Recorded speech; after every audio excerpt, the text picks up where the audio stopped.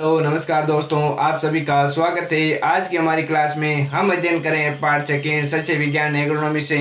और आज हमारा लेसन चल रहा है चौथा लेसन, पोषक तत्व व उर्वरक, प्लांट न्यूट्रिएंट्स एंड फर्टिलाइजर से। आज हमारी 8वीं क्लास है और आज का हमारा क्लास है उर्वरकों का वर्गीकरण। पिछले क्लास में भी हमने उर्वरकों के वर्गीकरण के बारे में देखा और आज हमारे उर्वरकों के वर्गीकरण में तीसरा पॉइंट है पोषक तत्वों की उपस्थिति के आधार पर उर्वरकों का वर्गीकरण है। तो पोषक तत्वों की उपस्थिति के आधार पर उर्वरकों का वर्गीकरण में पहला है नत्रजन युक्त उर्वरक या नाइट्रोजन युक्त उर्वरक। नत्रजन या नाइट्रोजन युक्त उर्वरक क्या होता है? तो इन उर्वरकों को पुनः 4 उपवर्गों में विभाजित किया जाता है।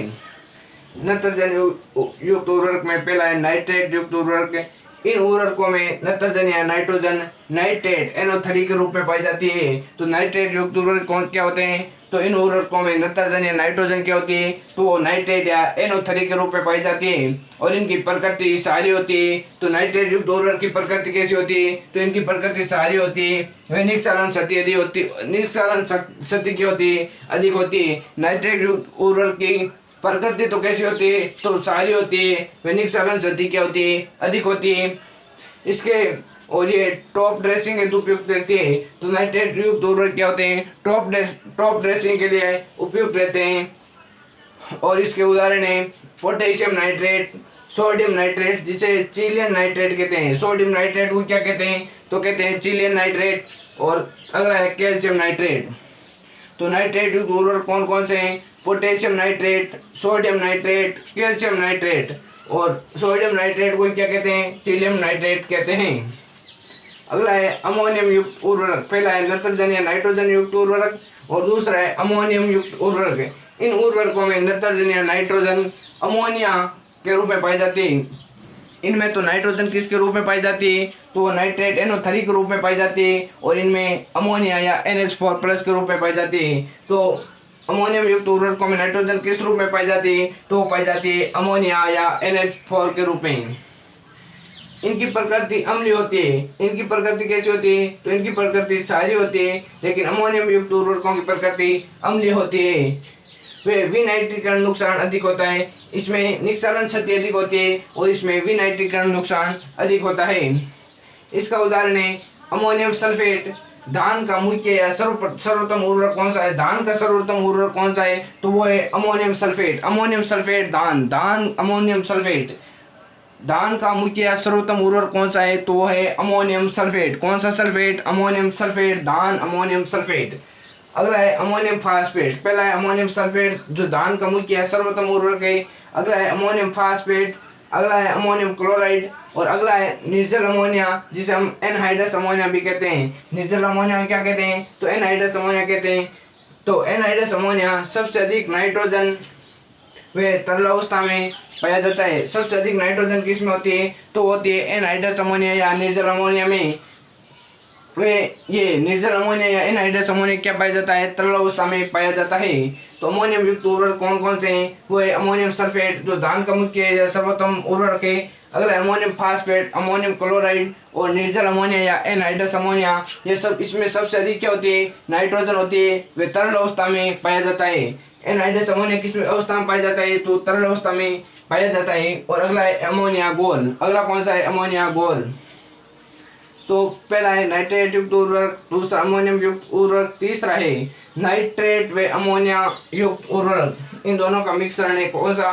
तो नाइट्रेट व अमोनिया युक्त उर्वरक। इन उर्वरकों में नाइट्रोजन, नाइट्रेट व अमोनियम दोनों रूपों में पाई जाती है। तो इन उर्वरकों में नाइट्रोजन किस रूप में पाई जाती है? तो नाइट्रेट NO3 व अमोनिया NH4 दोनों रूपों में पाई जाती है। वो कौन से होते हैं? तो होते हैं नाइट्रेट व अमोनियम युक्त उर्वरक। अमोनियम सल्फेट नाइट्रेट, इसके उदाहरण कौन कौन से हैं? तो है ammonium sulphate nitrate. Ammonium sulphate और नाइट्रेट दोनों का मिश्रण हो गया ना, सल्फेट और नाइट्रेट मिश्रण हो गया दोनों का। Ammonium sulphate nitrate, ammonium nitrate ये ज्वलनशील व विस्फोटक होता है। अमोनियम नाइट्रेट क्या होता है? ज्वलनशील व विस्फोटक होता है। तो कौन सा उर्वरक ज्वलनशील व विस्फोटक होता है? तो वो होता है अमोनियम नाइट्रेट। कौन सा होता है? Ammonium nitrate. ज्वलनशील व विस्फोटक उर्वरक है अमोनियम नाइट्रेट। अगला है calcium ammonium nitrate.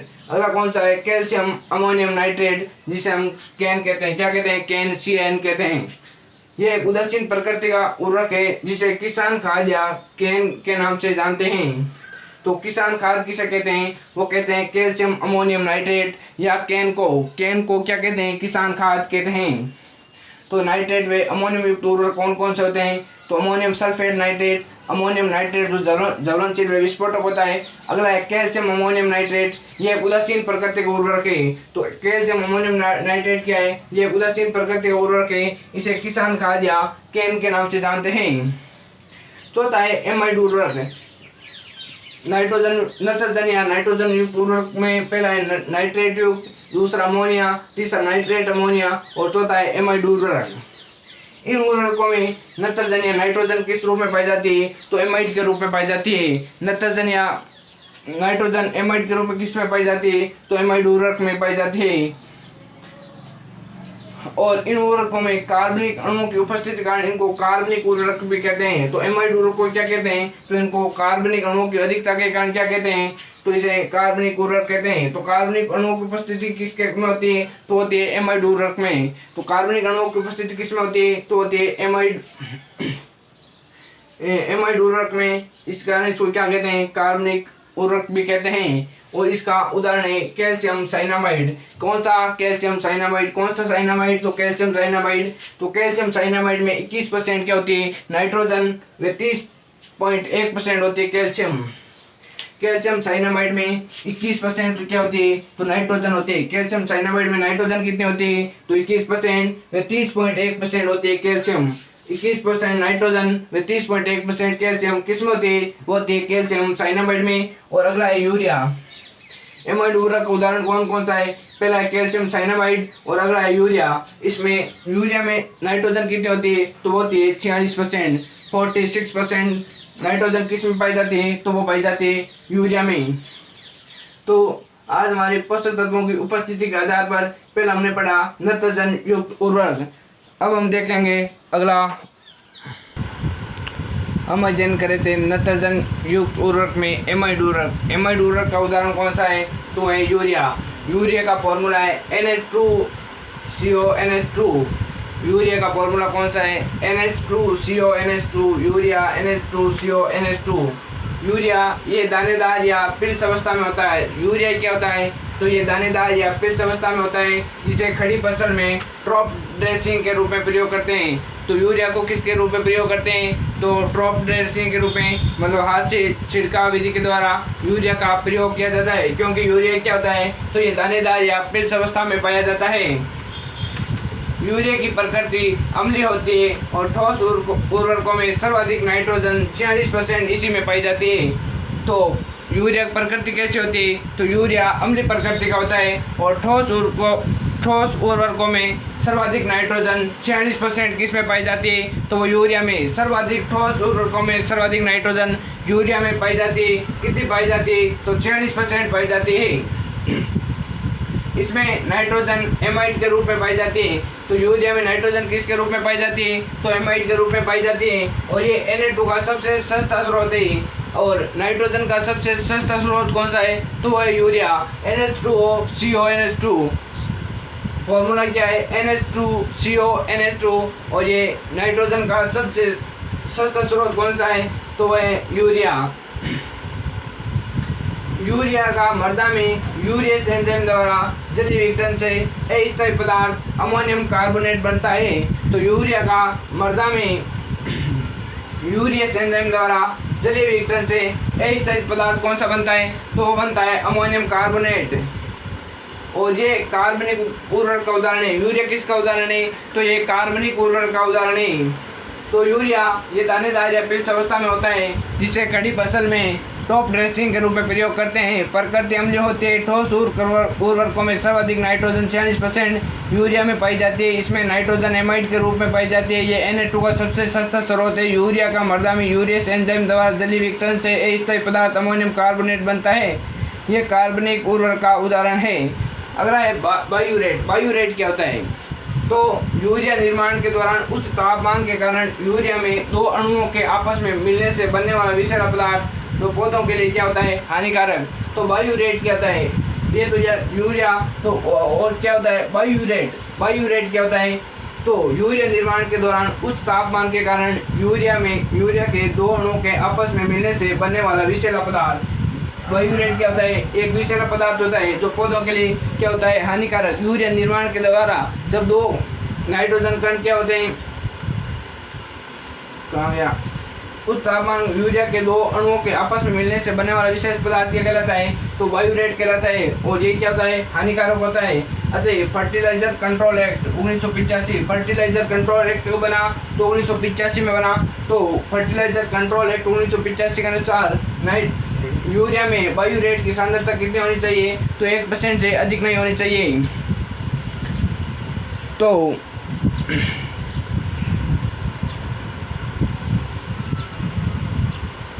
Fertiliser control act 1985 के अनुसार यूरिया में बायूरेट की सांद्रता 1.5 से अधिक नहीं होनी चाहिए। तो फर्टिलाइजर कंट्रोल एक्ट 1985 के अनुसार बायूरेट की सांद्रता कितनी होनी चाहिए, तो 1.5% से अधिक नहीं होनी चाहिए। 1.5% अधिक से बायूरेट की सांद्रता यूरिया में नहीं होनी चाहिए।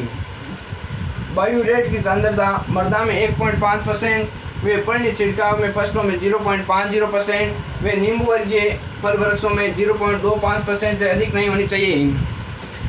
तो बायूरेट की सांद्रता मृदा में 1.5 से अधिक नहीं होनी चाहिए। बायूरेट की सांद्रता मृदा में 1.5 से अधिक नहीं होनी चाहिए। वे पर्णी छिड़काव में फसलों में 0.50% या 0.5% से अधिक नहीं होनी चाहिए। वे नींबू वर्गीय फल वृक्षों में 0.25% से अधिक नहीं होनी चाहिए। पर्णी छिड़काव हेतु यूरिया का 2% घोल काम लिया जाता है। अधिकतर तो यूरिया किस अवस्था में होता है, तो ये दानेदार अवस्था में, इसलिए इसे टॉप ड्रेसिंग के द्वारा प्रयोग करते हैं। लेकिन अगर हम यूरिया को पर्णी छिड़काव हेतु यूरिया का 2% घोल काम में लिया जाता है। पर्णी छिड़काव हेतु यूरिया का कितना % घोल, तो यूरिया का 2% घोल काम में लिया जाता है। शुष्क कृषि या वर्षा नहीं होने पर नाइट्रोजन या नाइट्रोजन यूरिया द्वारा पर्णी छिड़काव के माध्यम से दिया जाता है। और अगर शुष्क कृषि या वर्षा नहीं होने पर पौधों को नाइट्रोजन किस रूप में देते हैं, तो देते हैं पर्णी छिड़काव के द्वारा। उर्वरकों में नमी ग्रहण करने का क्रम, तो सबसे अधिक नमी ग्रहण करने में सबसे अधिक है अमोनियम नाइट्रेट, दूसरा है यूरिया, अमोनियम सल्फेट और कैल्शियम अमोनियम नाइट्रेट, जिसे क्या कहते हैं, कैन कहते हैं। तो उर्वरकों में नमी ग्रहण करने का क्रम है ammonium nitrate, urea, ammonium sulphate और कैल्शियम अमोनियम नाइट्रेट। अगला कौन सा होता है, वो होता है कैल्शियम अमोनियम नाइट्रेट। और इसकी सावधानी है क्या है, तो शुष्क नमी रहित गोदाम में रखें। तो यूरिया को किस में रखें, तो यूरिया को शुष्क नमी रहित गोदामों में रखें। अगर यूरिया की सावधानी की बात करते हैं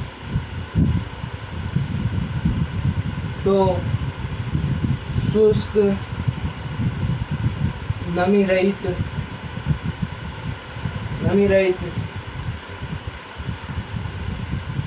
गोदामों में, तो यूरिया को रखने की सावधानी क्या है, तो शुष्क नमी रहित गोदामों में यूरिया को रखना चाहिए। यूरिया को किस में रखना चाहिए, तो शुष्क नमी रहित गोदामों में रखना चाहिए। तो स्लो रिलीज वाले नाइट्रोजन उर्वरक कौन कौन से होते हैं, तो इन उर्वरकों में नाइट्रोजन धीरे धीरे मुक्त होती है। इनके प्रयोग से लीचिंग नुकसान कम होता है।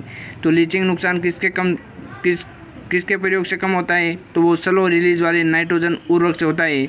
इन उर्वरकों में नाइट्रोजन क्या होता है, धीरे धीरे मुक्त होती है और इनके प्रयोग से लीचिंग नुकसान कम होता है। इसमें पहला है संश्लेषित यौगिक। इसमें पहला कौन सा है, संश्लेषित यौगिक। ये स्वाभाविक रूप से नाइट्रोजन धीरे धीरे जारी करते हैं, जैसे आइसोब्यूटाइलिन डाइयूरिया IBDU, आइसोब्यूटाइलिन डाइयूरिया IBDU क्या है, एक संश्लेषित यौगिक है। दूसरा है यूरिया फॉर्मेल्डिहाइड। दूसरा कौन सा है, तो है यूरिया फॉर्मेल्डिहाइड। और तीसरा है क्रोटोनिलिडीन डाइयूरिया CDU। तीसरा कौन सा है, तो है CDU। पहला है IBDU, दूसरा है CDU और तीसरा है यूरिया फॉर्मेल्डिहाइड। आइसोब्यूटाइलिन डाइयूरिया IBDU और यूरिया फॉर्मेल्डिहाइड और क्रोटोनिलिडीन डाइयूरिया CDU।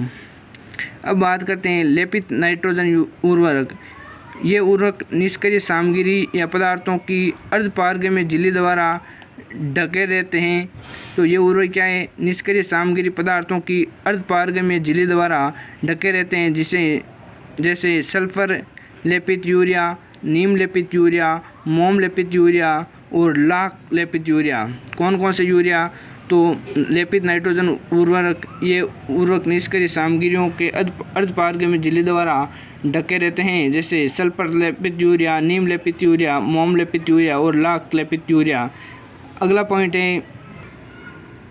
अगला है नाइट्रिफिकेशन अवरोधक उर्वरक। इन उर्वरकों में नाइट्रीकरण अवरोधक रसायनों द्वारा नाइट्रोजन का विनाइट्रीकरण नुकसान रोका जाता है। तो नाइट्रिफिकेशन अवरोधक उर्वरक कौन से होते हैं? तो इन उर्वरकों में नाइट्रीकरण अवरोधक रसायनों द्वारा नाइट्रोजन का विनाइट्रीकरण नुकसान रोका जाता है।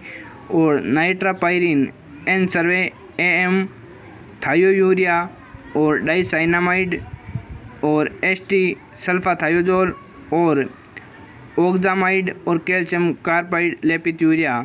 तो नाइट्रापाइरिन जिसे क्या कहते हैं? एन सर्वे कहते हैं। अगला है एम थायोयूरिया, डाइसाइनामाइड जिसे डीसीडी कहते हैं और एसटी सल्फाथायोजोल और अगला है ओक्सामाइड और इसका अगला है कैल्शियम कार्बाइड लेपित यूरिया। अगला है थायोयूरिया में 36.8% नाइट्रोजन व शुष्क खेती में उपयुक्त है। थायोयूरिया क्या है? तो थायोयूरिया में 36.8% नाइट्रोजन होती है। तो थायोयूरिया में कितनी नाइट्रोजन होती है? तो 36.8% नाइट्रोजन होती है और ये शुष्क खेती में क्या होता है? उपयुक्त होता है। तो नमस्कार दोस्तों, ये थी आज की हमारी महत्वपूर्ण क्लास। आशा करता हूँ आपको पसंद आई होगी। तब तक के लिए सभी साथियों का तहे दिल से धन्यवाद। Thank you.